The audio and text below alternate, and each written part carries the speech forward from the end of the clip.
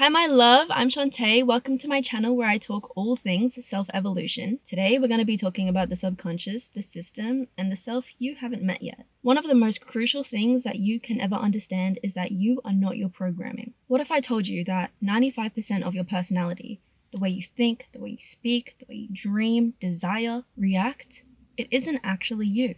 It's not your truth.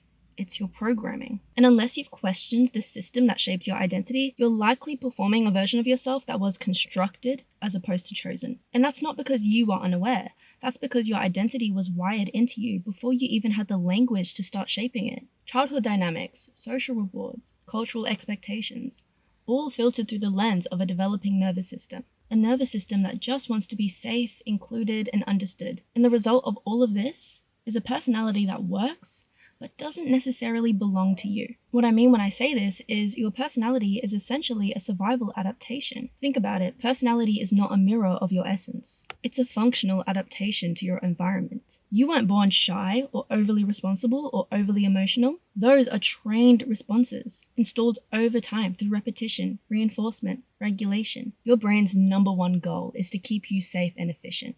So when a behavior works, it automates. So what's really happening, what most people call their personality, is really just a sum of what felt safe to express, what got positively reinforced to them in the feedback loop of reality, and what reduced internal or external tension in their lives. And until you bring consciousness into that construction process, you'll confuse rehearsal for reality. When you understand that personality is adaptive, not absolute, you unlock an entire new level of agency. You stop seeing your identity as something that confines you. You stop asking, what's wrong with me? And you start asking, which internal patterns no longer support who I'm becoming?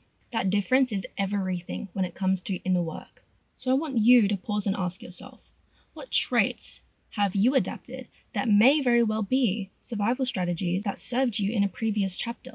Because this point is where the redesign begins. Once you have awareness of something, you cannot lose it. Once you see something, you can't unsee it. Essentially, all that you need for a big shift to happen internally is the awareness of what's occurring within you. Once you can see the internal systems that are running your life, see the traits, the characteristics, the scripts that you have absorbed, internalized, and confused for your own, you have the power to completely rewrite everything. Everything. Your reactions, your thoughts, your emotional patterns, your habits, your goals, everything. But until you have that level of awareness, that clarity and intention, the power is out of your hands. And it is given instead to all of the things externally that reinforce the parts of yourself that are not true. And by me saying that they're not true is not me saying that they're not real parts of yourself, because they are. It is just that they have been constructed as a reaction to the outside world to help you survive, as opposed to consciously chosen by you as a step towards your evolution.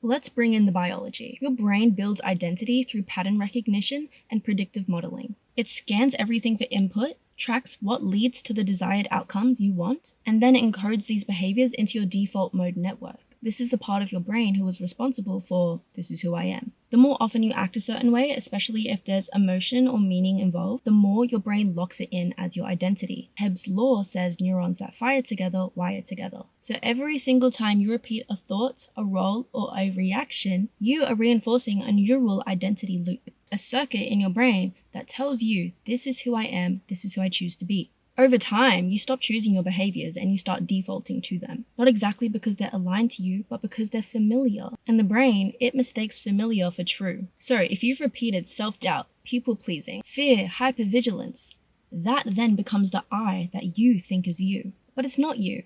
It's not. It's your system.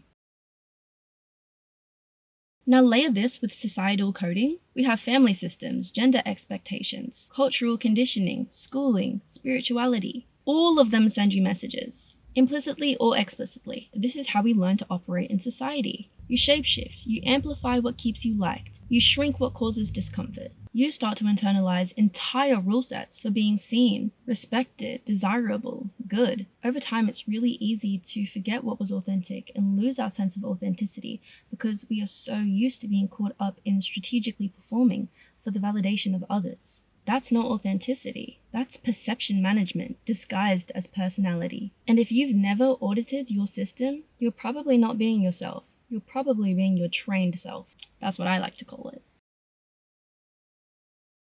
Let's talk about authenticity for a moment. Most people think that authenticity is just being yourself. But if yourself is just a collection of adaptations, then what you're expressing isn't truth, it's familiar programming. Real authenticity, it isn't just self-expression. I see it as self-restoration. It's excavating the parts of you that got buried under expectations, repetition, and unconscious agreements. It's removing the layers of pain, programming, and performance that you've mistaken for personality. So when someone says, this is just how I am, I ask, is it? Or is it just well practiced? Because what's been practiced can be reprogrammed. The real shift happens internally. So how do we trigger this shift in ourselves to return back to our true authenticity and peel away all the layers of programming and conditioning that we have?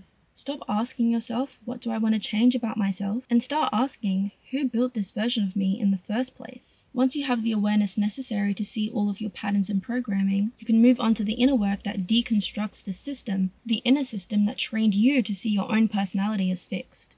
That process includes understanding how the subconscious stores your identity, identifying patterns, responses that no longer serve you, updating your internal system so that it actually matches your values and your vision, rehearsing a self that isn't defensive, but intentionally designed by you. Because I'd say confidently that change is not about becoming somebody else. It's about becoming more congruent with who you already are beneath all of the noise being limitation and programming. So to wrap up this video, I want to say that you are not your programming, you are not your habits, you are not your roles, you are not your rehearsed actions. You are the architect of it all. Your personality is not permanent, it is programmable. What was once designed for survival can be redesigned for expansion.